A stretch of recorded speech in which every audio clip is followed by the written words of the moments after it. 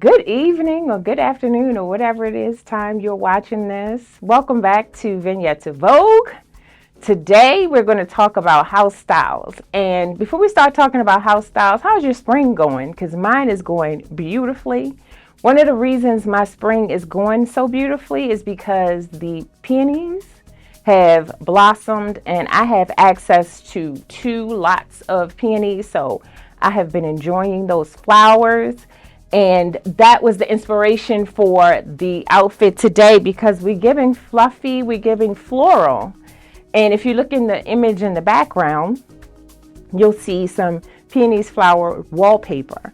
So I felt like this was apropos to go ahead and talk about peonies and flowers and architecture today because I felt like this piece that I got at Akira is one of my more architectural pieces. And since we're talking about house styles and architecture, I thought it would be appropriate to wear this as well as celebrate the blooming of the peonies. And it's not peonies. I found that out recently. It is peonies. So adjust accordingly. Okay.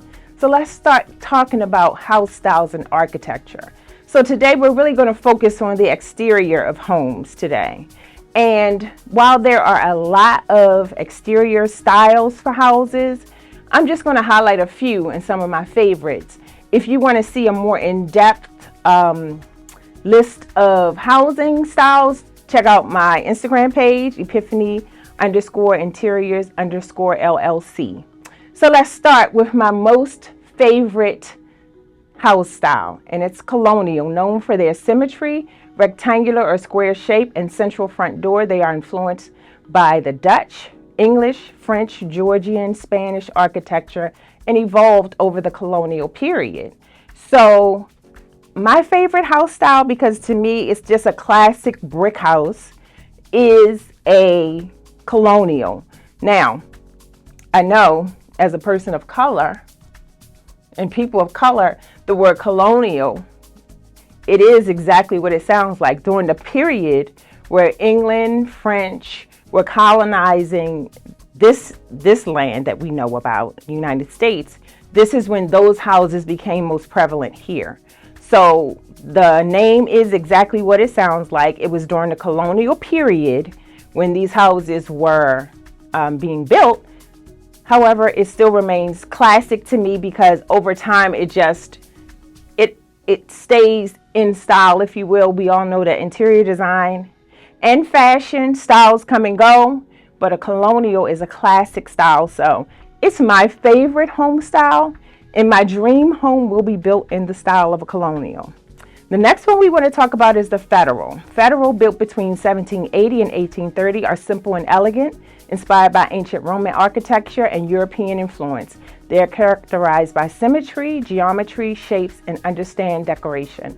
And the best example of a Federal style building is the White House. So our White House is a Federal style building, and you can see with the columns that it is inspired by Roman and Greek architecture.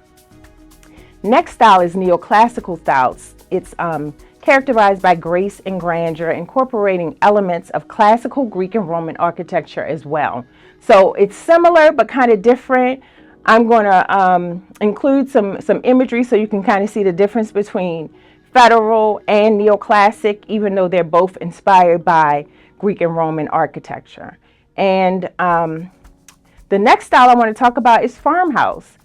This is one of my favorite styles as well because for me, I like a really grounded, homey feel to my house, you know, what I would prefer. I know everybody has a different style, but that's me personally. So farmhouse are characterized by a combination of rustic charm, natural materials, and functional design.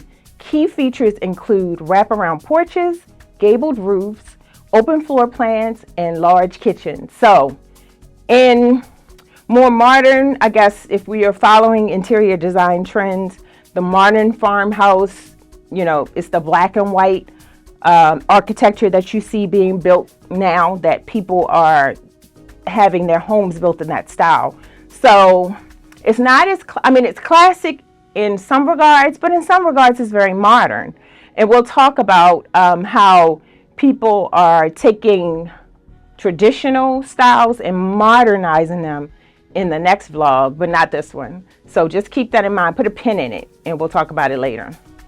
The next styles I want to talk about are not necessarily my best or favorite styles, but I wanted to incorporate them. And you can look them up to see kind of what they look like. But I wanted to talk about some of the most popular house styles you'll see here in the United States. So Georgian traditional, Edwardian, contemporary is another style. I think we know what ranch and Tudors are. And the last note I wanted to talk about with regard to what I wanted my dream home to look like. So my dream home would kind of be a mishmash, a hybrid, a hodgepodge of a couple of different styles. So I'm not a contemporary girl, but I like some contemporary elements to my traditional home. So if I could come up with the name of what my dream home would look like in terms of its architecture, it would be a neoclassical, colonial, modern farmhouse cottage. I know that's a mouthful. I will try my best to create what that would look like. But in essence, it would probably be, the front would be a brick facade. The back would be, you know how sometimes you see a brick house in the front, but it's like siding in the back? Well, the back of my house would look like more stucco, that neoclassic stone style. Farmhouse, you know, and cottage, because I want it to feel very warm, welcoming, loving. Tell me what you think your favorite house style is. Take a look at some of the examples that I included. Do some of your own research to figure out what your favorite home style is. And we're talking about exteriors today, just the architecture, how homes are built. But just let me know what your favorite house style is. And as always, before I leave, please like, subscribe, and comment. It helps me to generate traffic on the channel, and it helps the channel to push out my content. And that's kind of one of the reasons I do this, because I love it. But one of the reasons I also do it is because I want to have more exposure on the app. So if you can help me out by doing those things, they don't cost a thing. Like, subscribe, comment, and see you in the next one. The layers in the top remind us of the petals of the flower as well as the bag. We have a clear acrylic bamboo bracelet that reminds us of the clear cloches on the desk. And we have on our rose quartz earrings, which reminds us of the lamps. Our white bandage skirt is reminiscent of the table and chair.